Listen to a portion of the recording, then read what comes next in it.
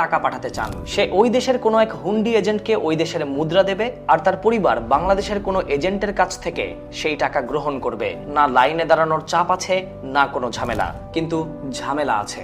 ঝামেলাটা হলো এই টাকা কোনোভাবেই সরকারের হিসাবের খাতায় থাকে না, দেশের রিজার্ভে যুক্ত হয় না, ফলে রিজার্ভ কমতে কমতে তলানিতে।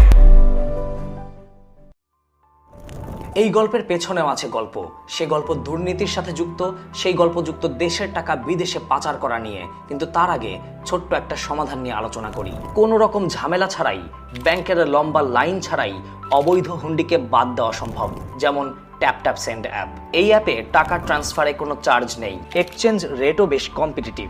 ব্যাংক, বিকাশ, নগদ, রকেট, এমনকি ক্যাশ পিকআপ সহ সকল অপশন আছে টাকা পাঠানোর। ট্রান্সফার হয় অনেক দ্রুত, আর সরকারি 2.5% ইনসেন্টিভ তো আছেই। Europe, USA, UK, Canada, UAE এই 5টি দেশে ট্যাপ ট্যাপ